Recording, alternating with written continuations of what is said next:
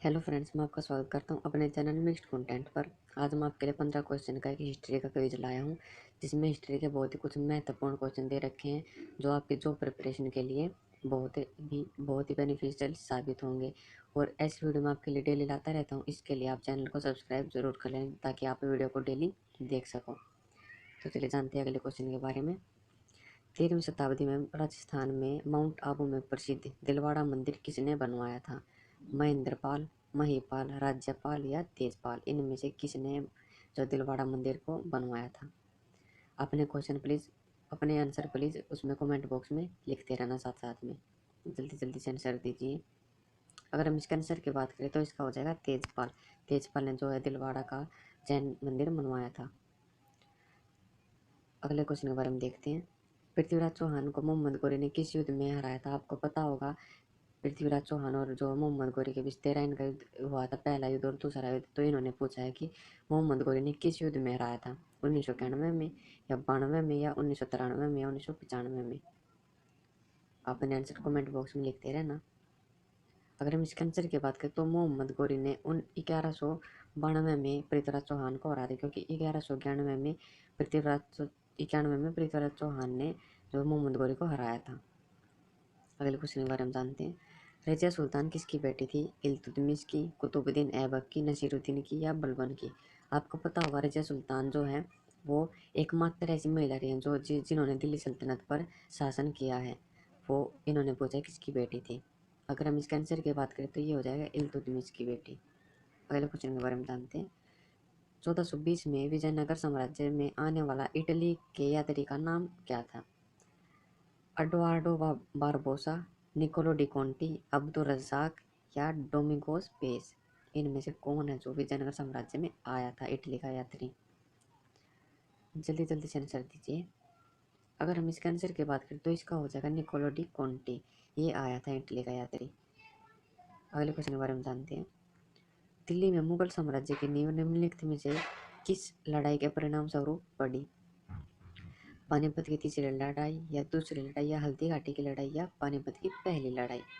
अगर आपको पता होगा कि बाबर और इब्राहिम लोदी के बीच पानीपत का युद्ध हुआ था, तो उसी से मुगल साम्राज्य की जो नींव पड़ गई थी, और वो युद्ध हमारा पानीपत का पहला युद्ध कहलाता है। अगले क्वेश्चन के बारे में जानते हैं। शेरशाह की मृत्यु कहाँ लड़ते हुए हुई थी? चौसा में, कलिंग में, कालिंजर में, इनमें से कोई नहीं? शेरशाह सूरी की मृत्यु कहाँ पर हुई थी? जल्दी जल्दी से आंसर लिखते रहिए अपने।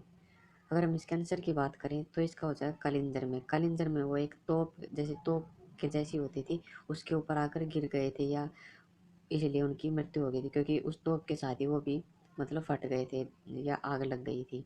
अगर अगले क्वेश्चन के बारे में जानते हैं। निम्नलिखित में से कौन सा जोड़ा सही नहीं है? देहरादून उत्तर प्रदेश, शिमला हिमाचल प्रदेश, दार्जिलिंग पश्चिम बंगाल या पंचमढ़ी मध्य प्रदेश में? कौन सा जोड़ा सही नहीं है? अगर हम इसका आंसर की बात करें तो इसका हो जाएगा देहरादून उत्तर प्रदेश, क्योंकि देहरादून जो उत्तराखंड में, ये उत्तराखंड की राजधानी है। अगले क्वेश्चन के बारे में जानते हैं।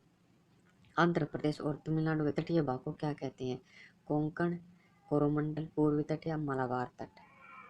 अगर आपने ये सुने होंगे कि मालाबार तट किसके तट को कहते हैं, कोरोमंडल तट, तो इसका आंसर बहुत ही आसान है। अगर हम तमिलनाडु के तटीय भूभाग की बात करें तो इसका हो जाएगा कोरोमंडल तट। अगले क्वेश्चन के बारे में जानते हैं।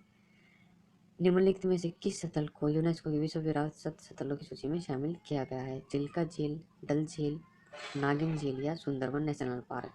ये तो बहुत ही आसान क्वेश्चन है। अगर ऑप्शन के हिसाब से देखें तो इसका हो जाएगा सुंदरबन नेशनल पार्क। ये विश्व विरासत के स्थलों में सूची में शामिल किया गया है।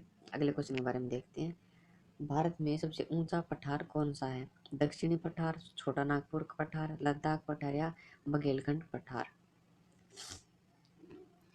अगर हम इसके आंसर की बात करें तो इसका हो जाएगा लद्दाख पठार। लद्दाख पठार जो हमारा तिब्बत के पठार का एक भाग है, तो इसलिए सबसे ऊंचा पठार भारत का है। अगले क्वेश्चन के बारे में जानते हैं। भारत का सबसे ऊंचा जलप्रपात किस राज्य में है? कर्नाटक, आंध्र प्रदेश, असम या महाराष्ट्र में? सबसे ऊंचा जलप्रपात, अगर हम इसके आंसर की बात करें तो इसका हो जाएगा कर्नाटक। कर्नाटक में हमारा सबसे ऊंचा जलप्रपात है, जिसे हम कंचिकल जलप्रपात कहते हैं। अगले क्वेश्चन के बारे में जानते हैं। भारत का सबसे सूखा भाग है? पश्चिमी राजस्थान, जम्मू और कश्मीर, गुजरात या मध्य प्रदेश? आपको पता होगा राजस्थान हमारा सबसे शुष्क प्रदेश है।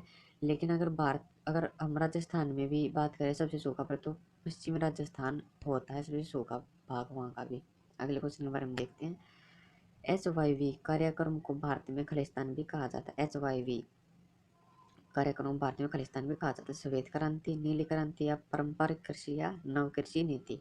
अगर हम इसकी बात करें तो इसको नव कृषि नीति कहते हैं, और ये नव कृषि नीति हम हरित क्रांति को ही कहते हैं। और HYV के कल फुल फॉर्म की बात करें तो इसका हो जाएगा high yielding varieties. High yielding varieties, इसको हम हरित क्रांति या नव कृषि नीति भी कहते हैं। अगले क्वेश्चन के बारे में जानते हैं। भागीरथी और अलकनंदा गंगा में कहाँ पर मिलती हैं? कर्णप्रयाग, देवप्रयाग, रुद्रप्रयाग या गंगोत्री। अगर हम इसके आंसर की बात करें तो इसका हो जाएगा देवप्रयाग। देवप्रयाग में भागीरथी और अलकनंदा मिलती है और वहीं से हमारी गंगा का आगमन होता है। अगले क्वेश्चन के बारे में जानते हैं। ऊपरी ब्रह्मपुत्र घाटी में पाया जाने वाला मुख्य खनिज है। ऊपरी ब्रह्मपुत्र घाटी में पाया जाने वाला मुख्य खनिज है कोयला, लोह, शक, पेट्रोलियम या मैग्नीज। अगर हम इसके आंसर की बात करें तो इसका हो जाएगा पेट्रोलियम। ऊपरी ब्रह्मपुत्र घाटी में मुख्य खनिज हमारा पेट्रोलियम पाया जाता है। चलिए फ्रेंड्स, आज के लिए यही क्वेश्चन थे। आपको जितने क्वेश्चन आए या जितने क्वेश्चन नहीं हुए या किसी में डाउट है तो प्लीज़ उसको कमेंट बॉक्स में लिखते रहना, और चैनल को सब्सक्राइब जरूर कर लेना, क्योंकि मैं ऐसी वीडियो आपके लिए डेली लाता रहता हूँ जो आपकी गवर्नमेंट जॉब की प्रिपरेशन में बहुत ही लाभदायक सिद्ध होगी। इसलिए आप चैनल को सब्सक्राइब जरूर कर लेना। थैंक